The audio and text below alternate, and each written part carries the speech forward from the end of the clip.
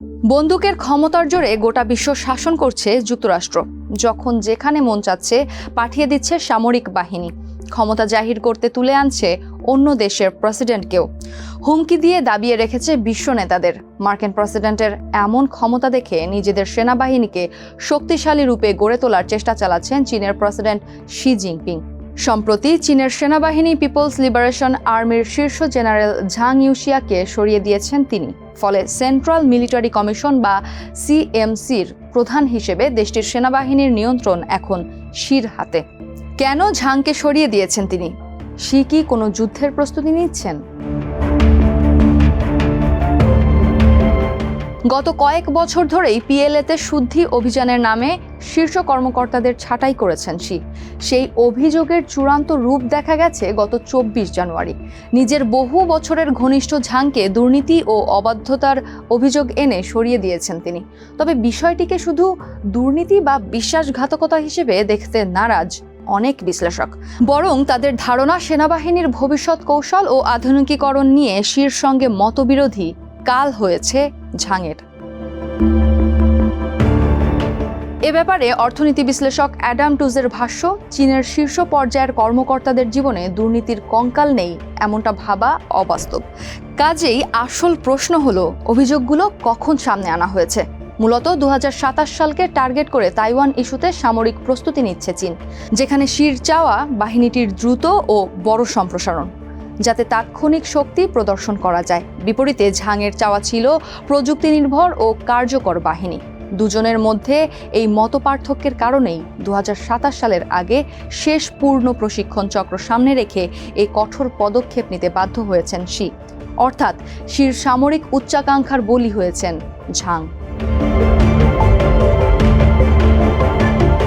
চীনা communist party সশস্ত্র সংগ্রাম থেকে উঠে এলেও তাদের সেনাবাহিনী ছিল মূলত গেরিলা যুদ্ধের জন্য গড়া। কোরিয়ান যুদ্ধে তারা যুক্তরাষ্ট্রের মতো প্রযুক্তিগতভাবে শক্তিশালী বাহিনীর মুখোমুখি হয়ে ভয়াবহ ক্ষতির শিকার হয়েছে। ভিয়েতনামের সঙ্গে সংঘর্ষেও খুব একটা ভালো করতে পারেনি পিএলএ।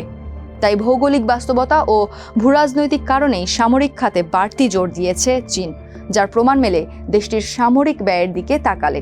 সামরিক ব্যয়ের দিকে দিয়ে যুক্তরাষ্ট্রের পরেই চীনের অবস্থান। জিডিপির 2% এই খাতে ব্যয় করে বেইজিং, যার পরিমাণ প্রায় $400 বিলিয়ন।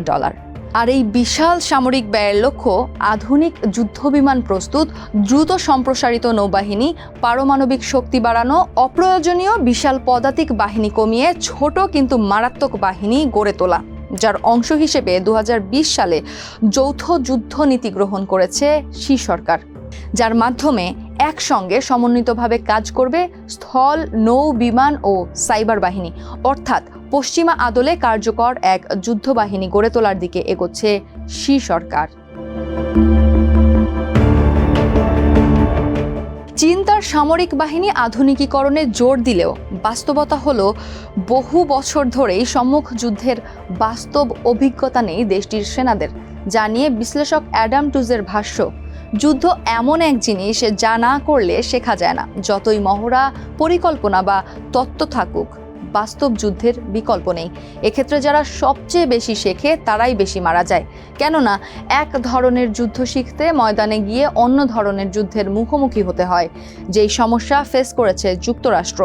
15 বছর ধরে বিদ্রোহ দমনে ব্যস্ত থেকে মার্কিনিরা হঠাৎ বুঝতে পেরেছে চীন তাদের প্রতিদ্বন্দ্বী হয়ে উঠেছে। রাশিয়া ও ইউক্রেন দুই পক্ষই যুদ্ধে চীনা প্রযুক্তি, বিশেষ করে ড্রোন ব্যবহার করছে। কাজেই ড্রোন যুদ্ধে চীনের সঙ্গে টক্কর দেওয়া এখন ভীষণ এক কঠিন কাজ।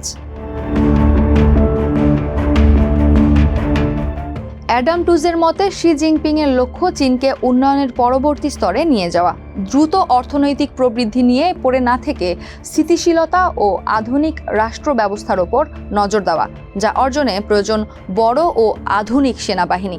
এই বিশ্বাস নিয়েই তিনি কাজ করে যাচ্ছেন। তবে এক্ষেত্রে সমস্যা হলো, চীন মূলত পূর্ব উপকূল ও সামুদ্রিক অভিযানেই বেশি গুরুত্ব দিয়েছে। বেড়েছে চীনের মেরিন বাহিনীর আকারও, যাদের এখন সম্মুখ যুদ্ধে প্রমাণ দেওয়ার সময়। সেই রূপরেখা বাস্তবায়ন করে আধুনিক ও শক্তিশালী এক রাষ্ট্র গড়ে তুলতেই চেষ্টা চালাচ্ছেন শি। আর এই নীতি বাস্তবায়ন করতে গিয়েই ঝাংয়ের মতো ঘনিষ্ঠ একজন শীর্ষ কর্মকর্তাকেও ছেঁটে ফেলতে দ্বিতীয়বার ভাবেননি তিনি।